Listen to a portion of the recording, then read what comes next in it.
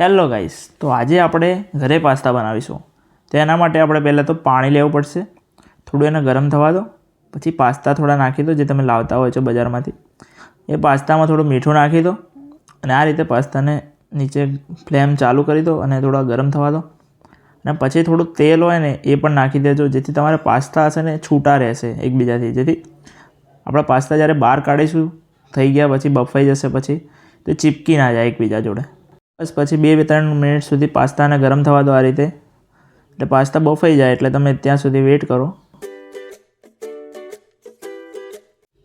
પછી વચ્ચે વચ્ચે ચમચી દ્વારા થોડા પાસ્તાને હલાવતા પણ રાખજો, જેથી તમારા પાસ્તા સરખા એવા બધી બાજુથી થઈ જાય.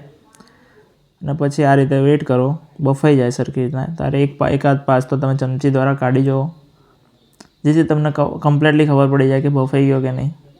જો આ રીતે ટચ પણ કરી શકો છો જો તમને બીક ના લાગતી હોય તો.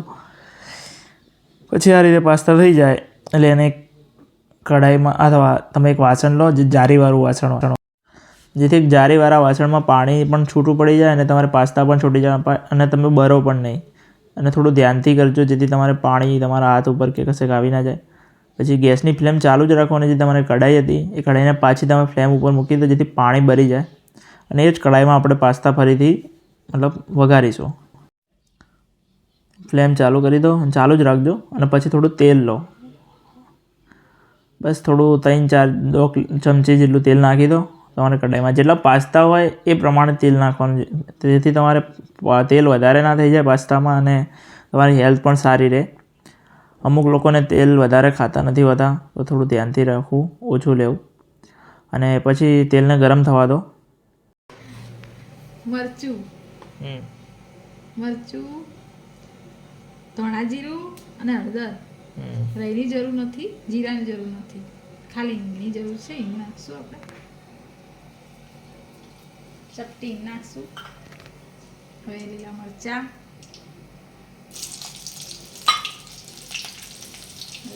સૂકી ડુંગળી, સૂકી આ રીતે હલાવશું, સાંતળશું. હવે થોડી નાખશું કુબી. હવે આ રીતે હલાવી જાઓ. આ રીતે હલાવીશું. કુબીને જરા અચકટી થવા દઈશું.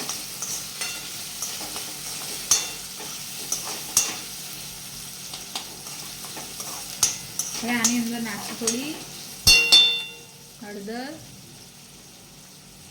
દેખાય ને, થોડું નાખશું ધાણા જીરું. હવે હલાવશું.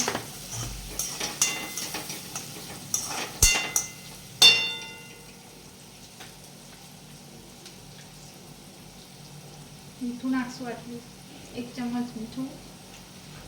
બરાબર, 1 ચમચી મીઠું નાખ્યું. આ રીતે હલાવો.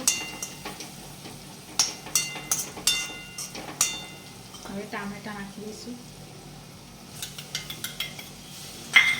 આ હલાવીશું.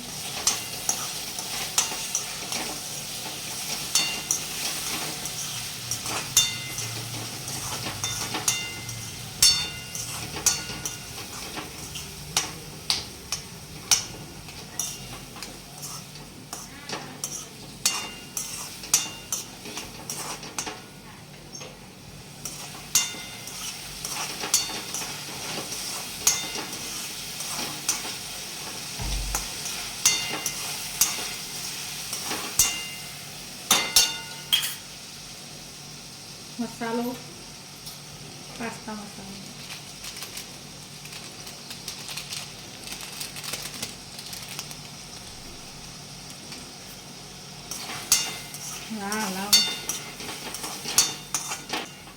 મસાલો નાખી દીધો છે. હવે આપણે અંદર થોડું મરચું નાખીશું પ્રમાણસર. તમારે જેટલું જોઈતું તેટલું નાખી શકો છો. મેં 1 ચમચી નાખ્યું છે. સુગંધી સારી આવે છે. એ નાખશું આપણે પાસ્તા.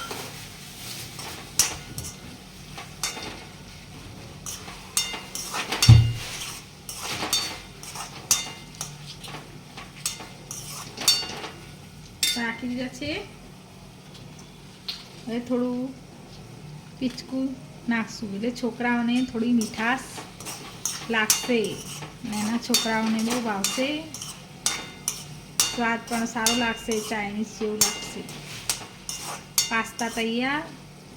જો તમને આ વિડીયો ગમ્યો હોય તો પ્લીઝ ચેનલને સબસ્ક્રાઈબ કરી દેજો. લાઇક, કોમેન્ટ અને શેર કરી દેજો. ખૂબ મહેનત કરીએ છીએ વિડીયો પાછળ, તો પ્લીઝ ચેનલને સબસ્ક્રાઈબ કરીને જ જજો.